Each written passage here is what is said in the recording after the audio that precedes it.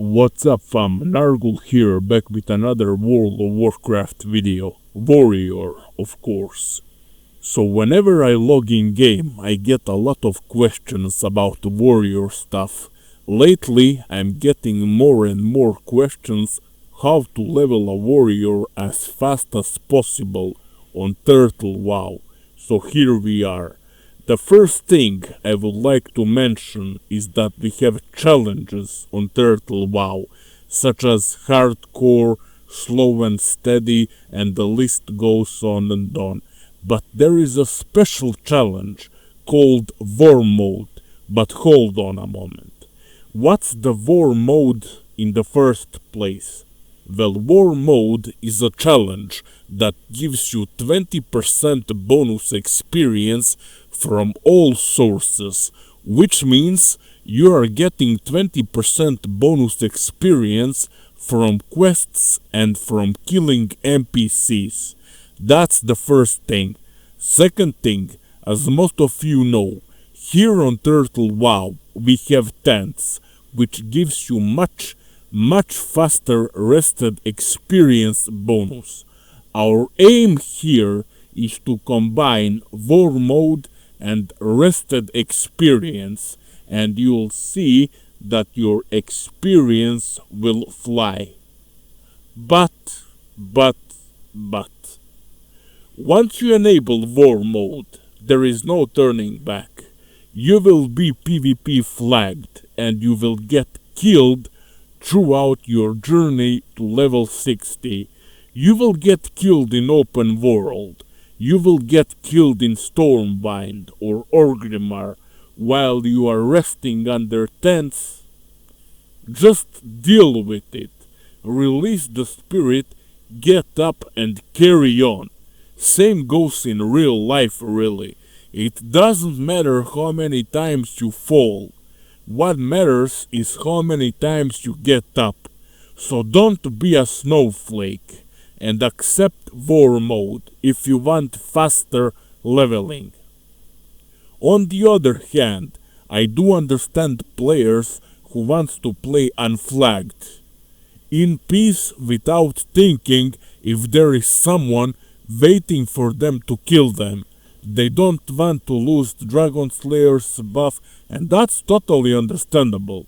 What I'm trying to tell you over here is that I don't have influence on this matter. It's up to you really. War Mode will give you much more experience, but I can assure you that you will get killed in the process. There is one last thing I'd like to add before we get to talent points. In my experience, you will level much faster by grinding dungeons than questing. Don't get me wrong though, of course you should be questing, but dungeon grinding combined with War Mode, which gives you 20% bonus experience plus bonus rested experience from tents, is a win-win. Turtle WoW has this amazing feature called Dungeon Finder or Group Finder. You just queue up and you are set. It will take fast to form a group because Northerner is a huge server. So fill up your bonus rested experience from tents, which is 100%, plus 20% bonus from War Mode, and you're all set. But think twice. I don't want to be a guy to be blamed because you are dying a lot because of War Mode. That being said, let's move to talent points.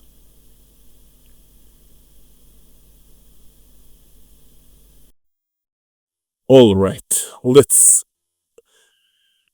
get these talents sorted out. Many of you asked me, Narghul, should I level up as a protection warrior? That's a big no. Why? As a protection warrior, you don't have anything, guys. Nothing that will do damage to those mobs. And by going deeper and deeper in Prot 3, you are just getting more chunky, which means you are getting less damage, which means you are getting rage starving. And by getting rage starving, you are unable to hold the threat. You are unable to do any damage whatsoever. So leveling as a protection warrior doesn't make any sense. Protection warriors shines on level 60. Once you hit level 60, then by all means you can do anything with protection warriors. I will leave the link of my deep prot impale slash shield slam build that I made on top right corner, but leveling as a protection warrior, no, no, no. What I would suggest you, what I would recommend you to go as when you start leveling up is Fury into Arms. Then we have another build, Arms into Fury. But let's start Fury slash Arms first. Alright, so once we start 5 out of 5 into Cruelty, which increases your chance to get a critical strike with melee weapons by 5%. That's huge. Then we are going into Dual Wield Spec. Increases the damage done by your offhand weapon by 25% and your chance to hit with your offhand weapon by 10%, which is huge. 25% and 10%. You don't have much hit at level 19. As a matter of fact, there is no, as far as I know, there is no item that will give you a hit. So this is amazing talent. And one more thing before I continue, you will be able to tank any dungeon, even Upper Blackrock Spire, as a Fury Warrior or as Arms Warrior. By all means, just equip the shield, spam Heroic Strike, spam Thunderclap, spam Mortal Strike, Bloodthirst, Death Wish, etc., etc. You are wearing mail until level 40, and after that you are wearing plate. You have a lot of armor. You don't have to be protection warrior to tank. At least know until Molten Core or Blackwing Lair and so on and so on. Now let's continue over here. We mentioned about war mode, so from time to time you will engage in world PvP. That's where Piercing Howl steps on scene, but you can go without this talent as well. What I will suggest is 2 points in improved shouts, but we will get back to this talent later on. Over here in Blood Grace, we are going 3 out of 3. Regenerates 6% of your total health over 6 seconds after being the victim of a critical strike. And then we are going for Amazing Enrage, which gives you 20% melee damage bonus for 8 seconds after being the victim of a critical strike. That's just amazing.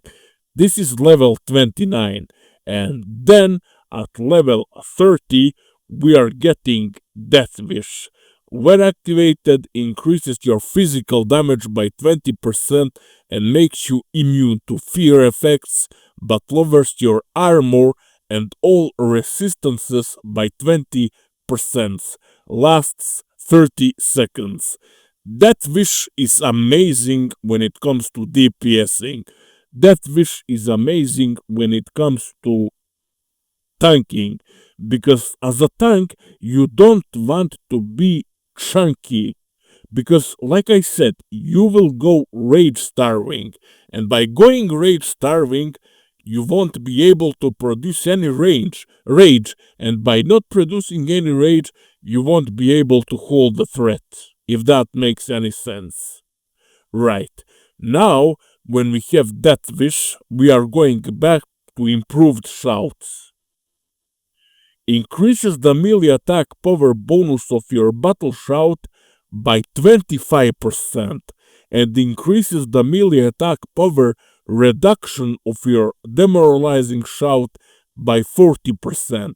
That's almost 50, that's almost half of attack power reduction on all those NPCs you are fighting against. Alright, now this over here depends on you. Will you put 1 point into booming voice or will you put 1 point into piercing howl? I will suggest that you put 1 point into piercing howl. Causes all enemies near the warrior to be dazed, reducing movement speed by 50% for 6 seconds. If you are planning to do some BGs while you are leveling up, if you are planning to world PvP while you are leveling up, if you want to kite, for example, if you pulled 3, 4, 5 NPCs at the same time, that's where Piercing Howl steps on scene. You just Piercing Howl and kite the mobs until you get to that sweet spot and get out of the combat so that you can eat, regenerate. Then we are going 5 points into Flurry.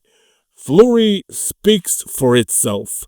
Increases your attack speed by 30% for your next 3 swings after dealing a melee critical strike. Amazing, amazing, amazing. For DPSing, for tanking, for anything really. And then on level 40, we are getting Bloodthirst.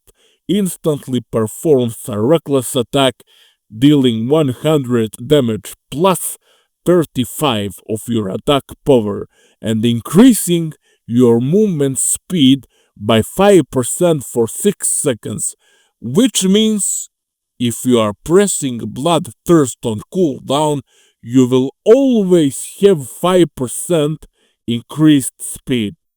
Amazing, innit? Then we have Blood Drinker 3 out of 3, level 43. While under the effect of Enrage, Death Wish or Recklessness, your critical strike with abilities cause your next 5 melee attacks to heal you for 2% of your total health. That's huge.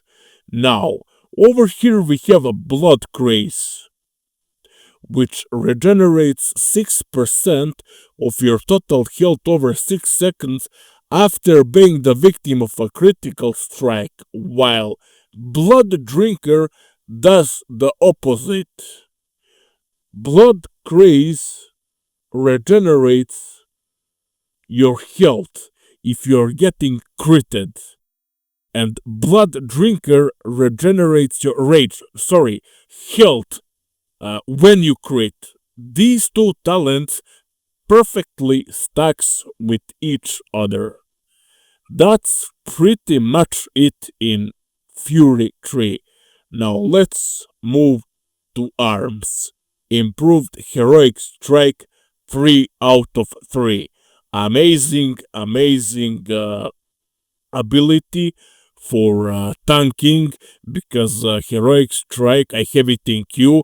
Of course, Heroic Strike produces amazing amount of threat. And then we have Improved Rend. Improved Rend, honestly, you will not use that much in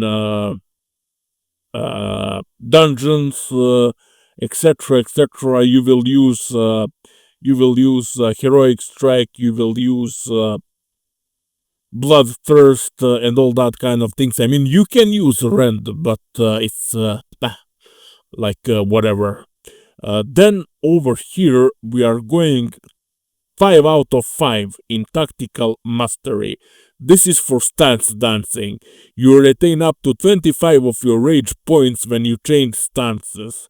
Amazing. So for example, you are in 99% of the time, if you are using this build, you will be in Berserker stance. However, if your target dodge, this is where tactical mastery steps on scene. You will instantly press that battle stance macro and you will execute overpower on your target. Speaking of overpower, we are going 2 out of 2 in improved overpower, which increases the critical strike chance of your overpower ability by 50%, and you will be able to execute overpower thanks to tactical mastery. Next we have deep wounds, level 58. Your critical strikes causes the opponent to bleed, dealing 60% of your melee's weapon's average damage over 6 seconds. Amazing, amazing, amazing. And to top it up, we have Impale, which increases the critical strike damage bonus of your abilities in battle, defensive, and berserker stance by 20%. This will be your ideal leveling up talents. As you can see, everything fits perfectly over here. This is 1734-0. This is the build that I would go while leveling up. However, if you want to level up as an arms fury, we can go for that also. Keep it up. Tactical mastery 5 out of 5. I just explained tactical mastery, so I won't bother repeating myself. Improved heroic strike 3 out of 3. Improved rend 2 out of 2. Then we have deep bounce. Then we have improved overpower, of course. Impale. You are getting Impale on level 26. Then we are going into two-handed weapon spec, which increases damage you deal with two-handed weapons by 6% and increases your skill in all two-handed weapons by 3. That's a lot. Next, on level 30, we are picking up sweeping strikes, which is amazing. Your next 5 abilities and main hand melee attacks strike an additional nearby opponent. Amazing for open world, amazing for DPSing in dungeons, and amazing for tanking.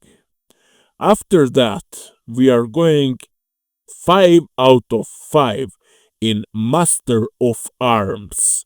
When it comes to Master of Arms, I would go for Axes, which increases your chance to get a critical strike by 5%.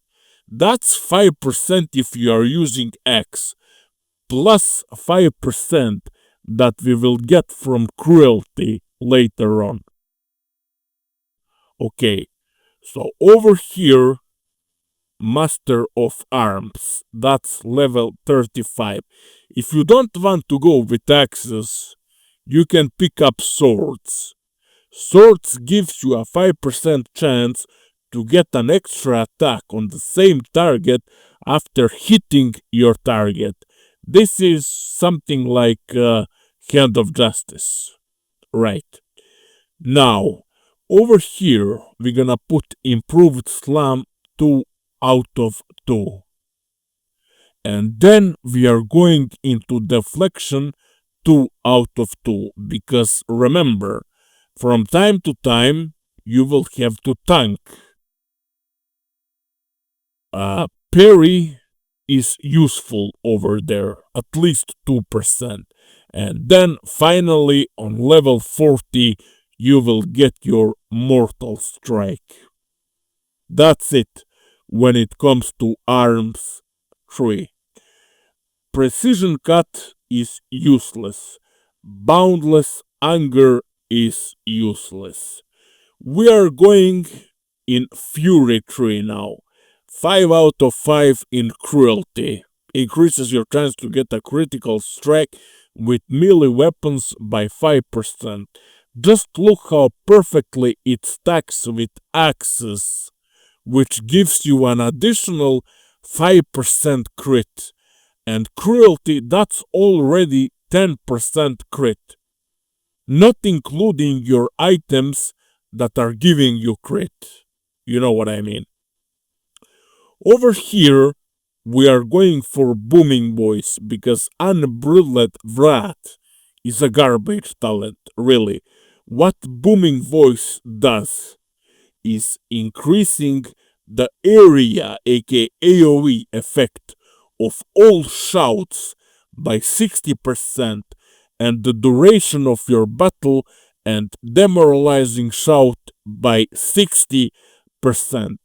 Very, very useful in open world and dungeons. Doesn't matter if you are DPSing or tanking. By the way, guys, one tip, even battle shout and demoralizing shout causing serious amount of threat. So if you are spamming once or twice a battle shout, if you are spamming a little bit of demoralizing shout, you are getting threat. AoE threat. Next, we are moving into Blood Craze.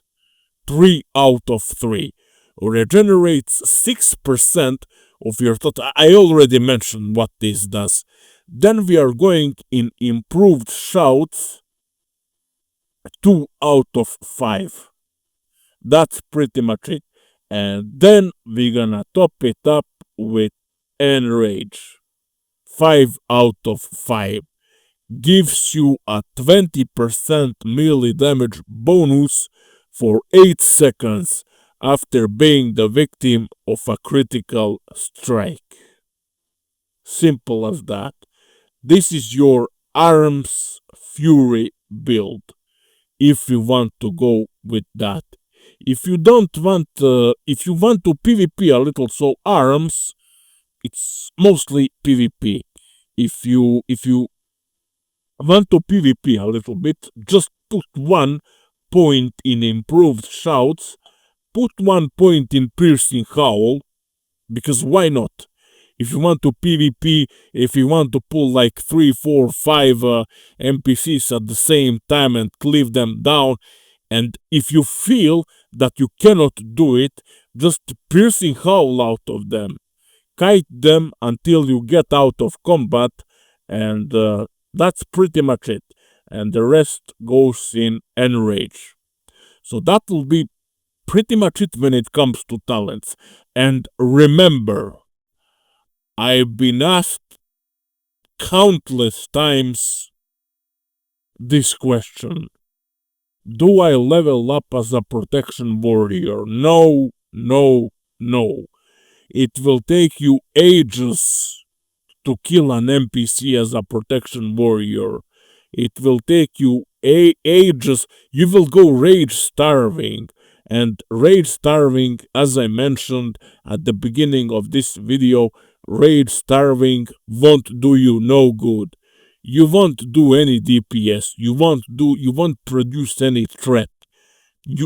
It's literally useless. It's useless. I can assure you 100% that you can tank any dungeon, any level 60 dungeon with these points. You can tank even upper Blackrock Spire with these talent points and the previous build, Fury Arms, that I covered, the one that I would go first.